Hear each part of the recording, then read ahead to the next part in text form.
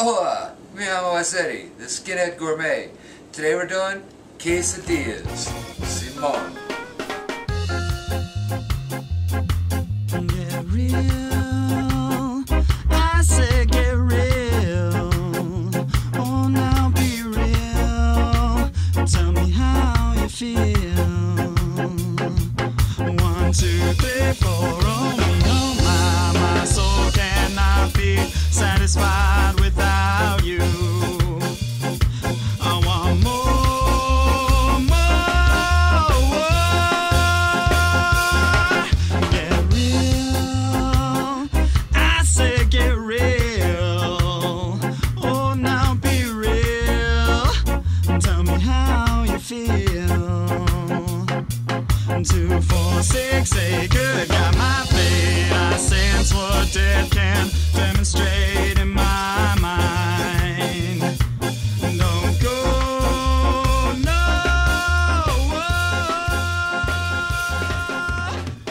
I want your body. So we're going to go through a couple of different versions of the quesadilla. The quesadilla basically is you're going to have a tortilla, you're going to heat it up with some cheese, more or less a Mexican grilled cheese sandwich. So the first one we're going to start with is just basic shredded cheese tortilla. We've got a saute pan. You're going to need a large pan, either a flat griddle, a good sized saute pan, but you're going to want to get your tortilla in. If you're using a corn tortilla, you're going to want to get a little bit of water on it before you put it, just barely wet it. Like get a drop, smear it around, let it go. You're just going to want to warm up the one side. And once it's had a second to warm up, we're going to want to take our cheese and we're going to actually want to spread it around the entire tortilla. And it may look like a thin layer, but this is going to melt, it's going to spread out. And we're going to fold this in half. So even though it may look thin in spots now, it's all going to be together.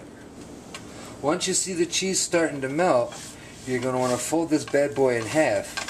You're going to want to let it sit for a little bit. The cheese is going to continue to melt together while you toast up the two sides of the quesadilla.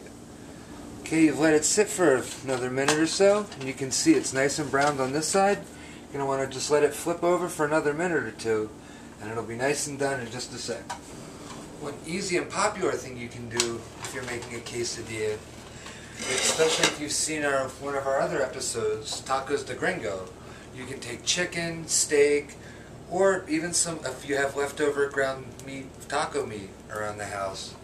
You take your quesadilla, you warm up the one side, you put a little cheese in there like you would just for a regular cheese quesadilla. Spread your cheese around, and then you can go spread any kind of meat that you like inside, and then all of a sudden you're making something just a little bit more substantial than just a little bit of cheese. The great thing about quesadillas is they can be a great way to make lunchtime fun for kids. Because if you have tortillas around the house, as long as you have a little bit of cheese and anything else, you can always be creative and make something happen. You can always get yourself a nice tortilla, warm it up. You can always use slices of American cheese if that's all you have. You can make a little ham and cheese quesadilla. It makes for a wonderful little after-school snack. Something after being outside and playing all day. You can just get a little bit of cheese, some ham, maybe add a little shredded cheese on top. Bada boom, bada bing, you've got something the kids can pick up, eat with their hands, and it's super easy to make and a lot of fun. Of course, one great thing is you don't have to keep yourself limited to trying to keep with any one authentic flavor once you get the basic concept down. If you have any fancy cheeses around the house, they can be a ton of fun to make quesadillas with too.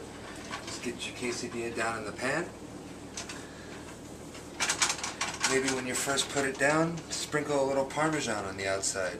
What you can end up doing is make a Parmesan crusted quesadilla. Or anytime you're working with a tortilla, this works. If you ever want to make wraps at home, you can always make them Parmesan crusted this way. Get the cheese on there, let it start to heat up on the back side of the tortilla. Kind of push it in, mix it around a little bit. Then you flip it over, and maybe you can do something like get a little bit of a nice blue cheese and put that all over the inside of the tortilla. And spread that around. maybe a nice aged cheddar. Now the thinner you cut the cheese, the more it's going to melt and the more uniformly it'll melt. So if you're using big chunks or hard dry cheeses that need a little bit more time, you may not get something that melts as uniformly. You can also spread any kind of like spread cheese. Bourssons are wonderful, creamier blue. Basically anything you like the flavor of is great in here. If you want to add a little extra flavor, you can always splash in a tiny little bit of taco sauce, any kind of hot sauce. It's something that's a wonderful canvas to kind of play around with, because there's so many different permutations that work and can work well and easy.